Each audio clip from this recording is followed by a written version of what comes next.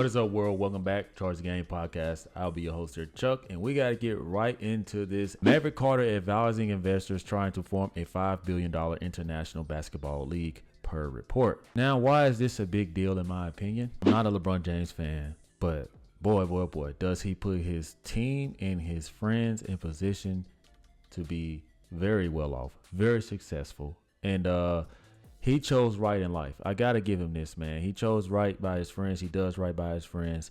And the NBA, they have to hate the fact that they're in business with LeBron James. I mean, not only is this guy the face of the league, has become a billionaire playing the sport, has become polarizing and powerful, but now, obviously, guys, if Maverick Carter is going to be doing something like this with, 5 billionaires or something like this, you guys really don't think that LeBron James is going to have a slice of this cheesecake? You guys are crazy, okay? Guys are crazy. I'm under the impression, in my opinion, guys, that LeBron James is getting a percentage off of Clutch Sports as well. It's crazy. You're literally getting money off people you play against. It is insane. You got to understand, guys, with tax brackets and certain tax loopholes, man, you guys will never probably see a lot of these breadcrumbs that will lead to LeBron James being guilty of anything I just said. Let me tell you guys that off the rip, that this goes through. And I'm going to tell you guys why I hope this goes through. Because the NBA has done a great job of tarnishing their own brand. At some point, somebody was going to have the wise idea to do something like this.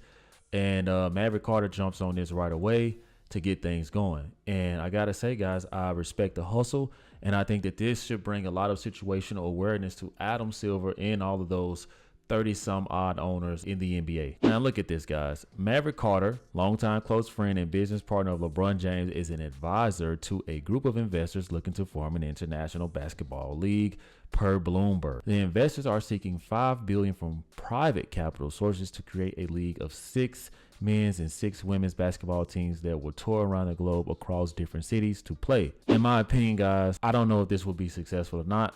I don't even know if this will be a true rival to the NBA. If you're going to choose right at around $5 billion to start something up, then this thing is going to be expected to be pretty huge and make some significant impact.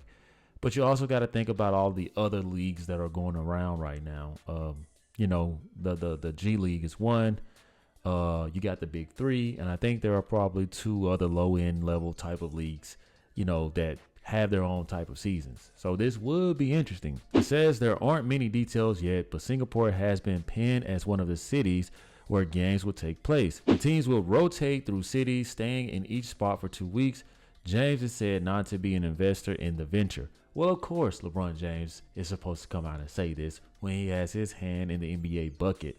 The right thing to do is actually come out and get in front of this, but rest assured that LeBron James is in the loop. I mean, for crying out loud, is his best freaking friend. It's unclear which players this league would be for, especially as leagues across Europe and Asia already attract the best talent not in the NBA. As of right now, this certainty wouldn't attract top NBA talent, but that could change.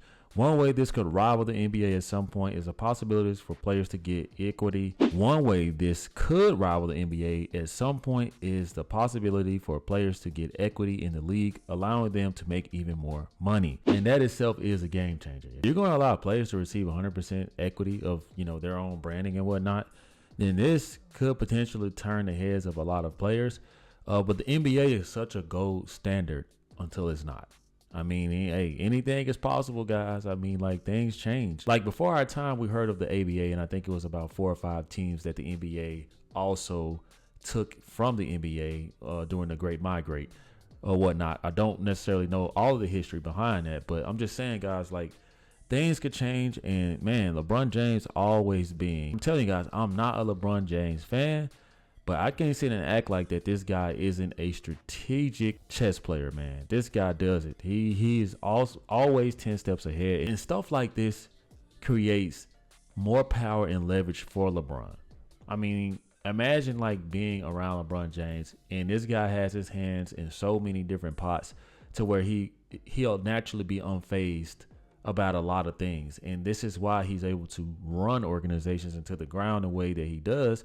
It's because of things like this, His best friend is in connections with stuff like this. If LeBron James does attach his name to something like this, it would be very bad, and also put a lot of fear in the Lakers dealing with LeBron James. We did see this with the WNBA when they created the unrivaled 3-on-3 basketball league, which is set to tip off its first season January 17th. That league was co-founded by WNBA superstars Breanna Stewart and Nafesia Collar to provide an alternative source of competition and income for WNBA players during the offseason. And you kind of see the same thing with spring football in the, the UFL or something like that. Do a great job of marketing that as well. I think that The Rock is behind that.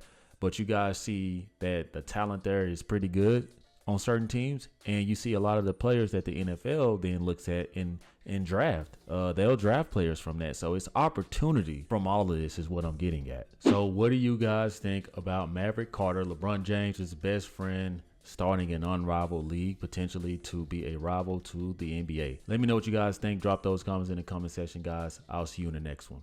Peace. Yeah.